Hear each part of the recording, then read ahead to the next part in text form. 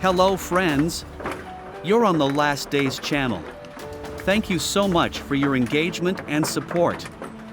And so, a review of events for July 21st. United Kingdom. The UK is facing severe flooding that has forced the closure of ports and caused power outages for 89,000 people. The Environment Agency has issued several warnings about possible flooding and urged residents to take extra precautions. Local authorities also took several actions, including using pumps to drain water and distributing sandbags to prevent further damage. Several schools and businesses have been forced to close and public transportation has been severely disrupted. Residents are urged to remain vigilant and take the necessary safety precautions during this challenging time.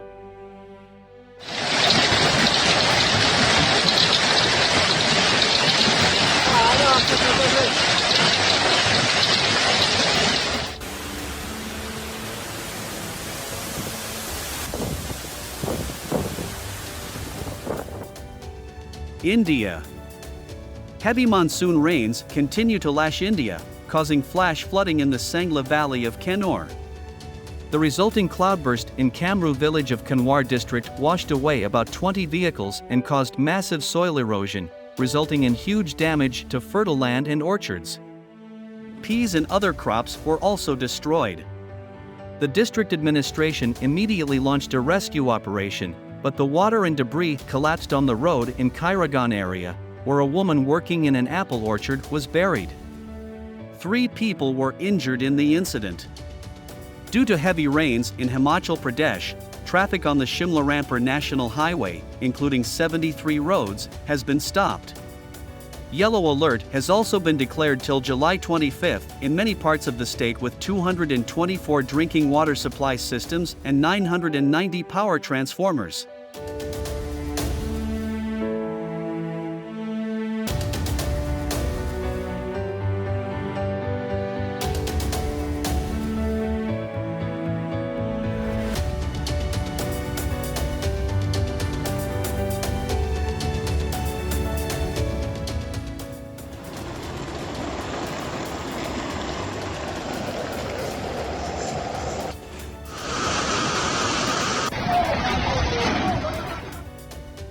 United States. In North Carolina, there was a terrible accident. A tornado destroyed a pharmaceutical plant. The impact of the elements left behind 4 victims and a lot of destruction. The tornado moved at a speed of up to 100 km/h and destroyed everything in its path. Almost all the buildings of the pharmaceutical plant were damaged and the roofs were removed like paper. The entire area was littered with debris and several other structures were damaged. The tornado touched down north of Rocky Mount, near the communities of Battlebar and Dorchais. It tore roofs off homes and buildings here and injured several people in Nash County. The National Weather Service determined it was an EF3 tornado with wind speeds up to 200 km/h.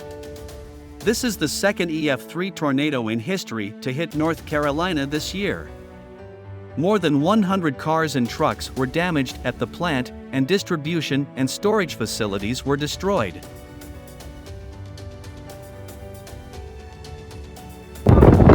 Holy shit!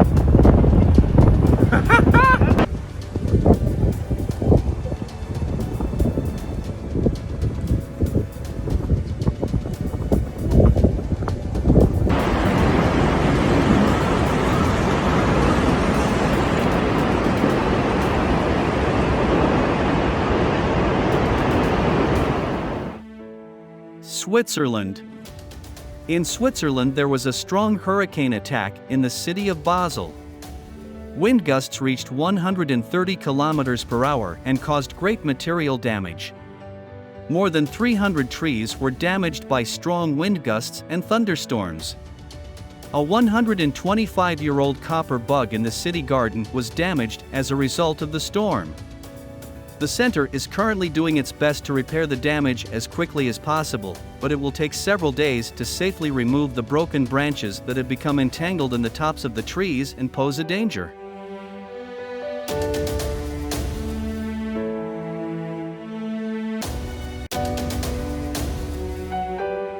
Ecuador.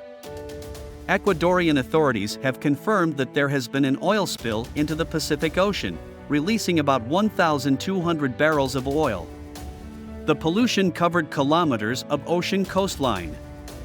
The transportation manager of the state oil company Petroecuador confirmed that the incident occurred a day earlier when a tank at the marine terminal in the port of Esmeraldas exceeded its capacity. An investigation into the cause of the spill is currently underway. Esmeraldas is about 150 kilometers south of Ecuador's northern border with Colombia. The company says it has controlled 90% of the spill's impact on land and 60% at sea through initial cleanup efforts. The environment minister said the spill could adversely affect wildlife such as birds and crustaceans. Italy. Northern Italy was hit by a natural disaster in the form of heavy hail the size of a tennis ball. Houses, windows, glass, and many cars were damaged. One car was damaged by a falling tree. At least 110 people were injured. The hailstones hit towns and villages in the Veneto, adjacent to Venice in the northeast of the country. The most affected area is Upper Padua, where many cars were damaged in Vorcella and Viganza. Also in the province of Sondria, a strong and sudden ice storm has hit. Strong wind gusts of over 100 km per hour are expected and a tornado is possible.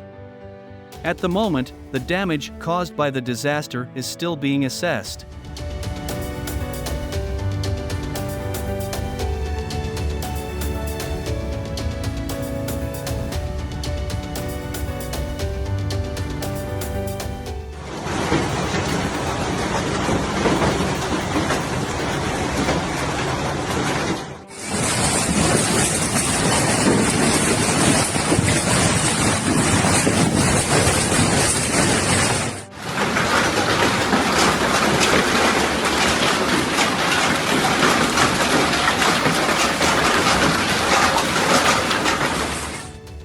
Kentucky, USA. In the U.S. state of Kentucky, the National Weather Service has declared a state of emergency due to flash flooding.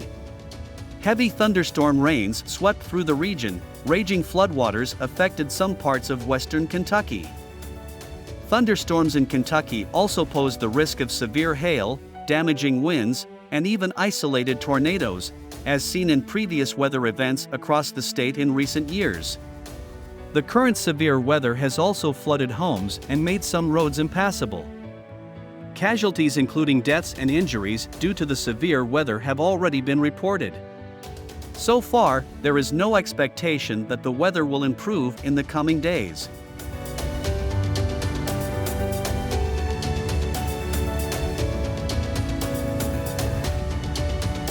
Canada. A helicopter involved in fighting forest fires in western Canada has crashed in northern Alberta. The pilot on board was killed when the helicopter struck the ground. The crash occurred in a remote location near Hake Lake. There was one person on board, a 41-year-old man from White Court who was delivering water to fight fires. The pilot died from his injuries. Forestry workers who arrived on the scene first tried to save the pilot's life, but the efforts were in vain.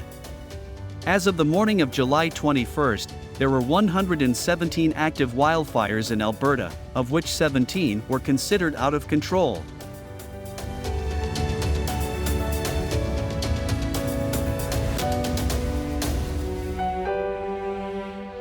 Nanjing, China.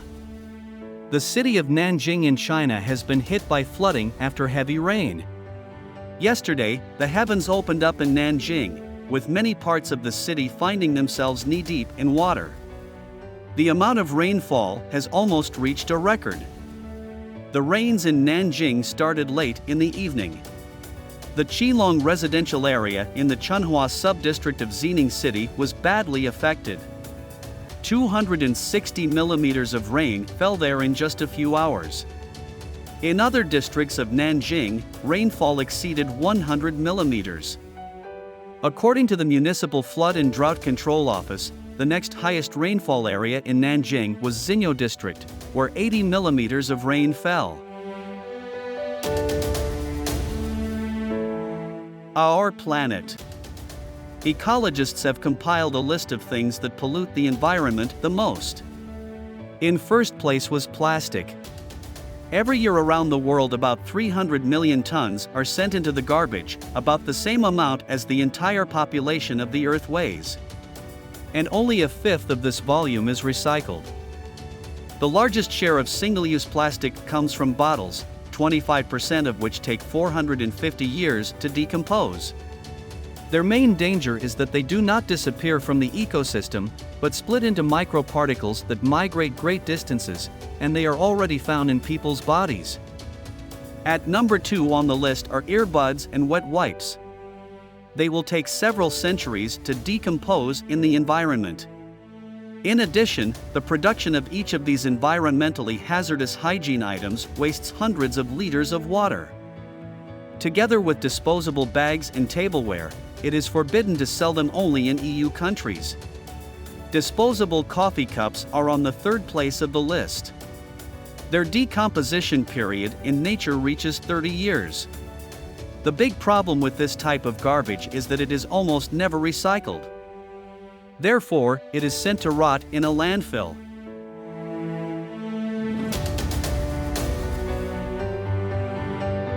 Brazil. Over the past 3 months, 400 million dead bees have been discovered in the Rio Grande do Sul state of Brazil. Beekeepers from 4 states have reported massive deaths of more than 500 million bees. Researchers blame the use of pesticides and chemicals used to kill the pests.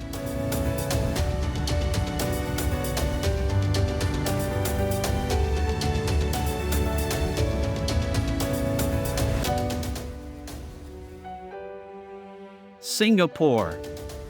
The recent flooding in Singapore has taken a serious toll on the city and its residents. The camera captured shocking scenes of the downpour and flooding, which was an unfortunate natural disaster.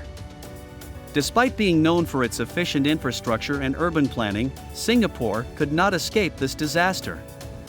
Large amounts of rainfall overflowed drainage systems and canals, leading to flooding in various parts of the city. One of the areas most affected by the flooding was the Central Business District, which is the heart of Singapore's economic activity. Floodwaters inundated roads, causing major disruptions to transportation and hampering the smooth functionality of businesses. Passengers were stranded and forced to seek alternative routes, resulting in significant delays and inconvenience. Unprecedented flooding disrupted the normal life of the city and caused massive inconvenience and destruction. The unexpected phenomenon caused traffic congestion, flight delays, property damage, and jeopardized public safety.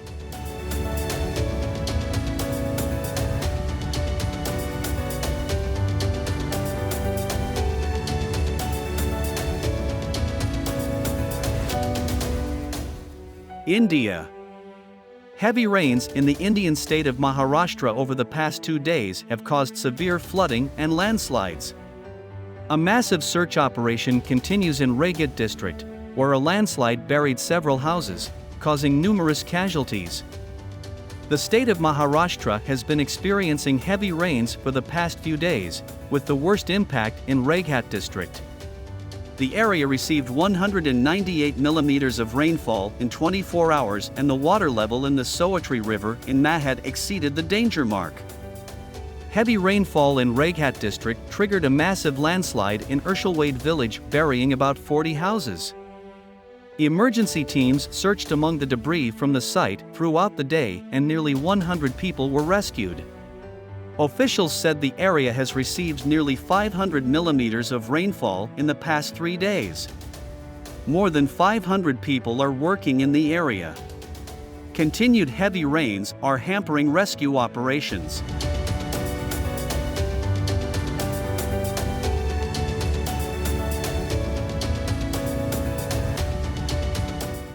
Indonesia. 5 whale sharks have been rescued by divers after they became entangled in fishing nets in ocean waters off the coast of Indonesia. Emil Ruth, a Danish sailor, shared a video of the heroic rescue and said the whale sharks were tightly entangled in the net with no way to get out on their own.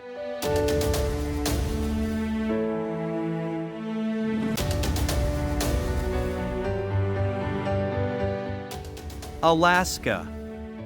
A volcano has erupted in Alaska's Aleutian Islands, sending a large cloud of ash into the air.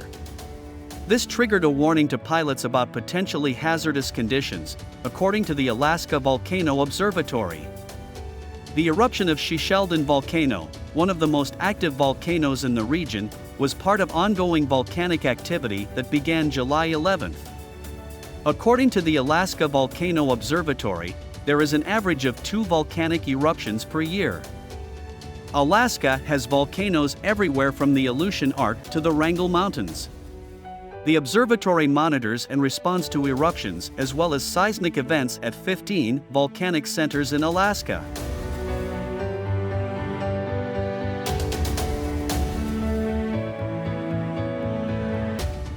Yakutia. The situation in Yakutia is difficult now due to heat and drought, which provoke forest fires. Additional forces, including parachutists and paratroopers, have been sent to the northeast of the region. Nearly 1,000 specialists are involved in extinguishing the fires, using shovels, chainsaws and backpack fire extinguishers. The use of ground equipment is problematic, so 13 airplanes and helicopters are assisting. Employees of Aviation Forest Protection lay mineralized strips on the territory where there are no supporting barrier strips. The emergency regime has been in effect throughout Yakutia since July 3rd. During this time, the team of Aviation Forest Protection and other forces extinguished 153 forest fires in the region, most of which were in hard-to-reach and remote areas. It is expected that a special fire situation may occur in the coming days not only in Yakutia, but also in several regions of Russia, for example, in Altai Krai, where thermometers will rise above 30 degrees Celsius.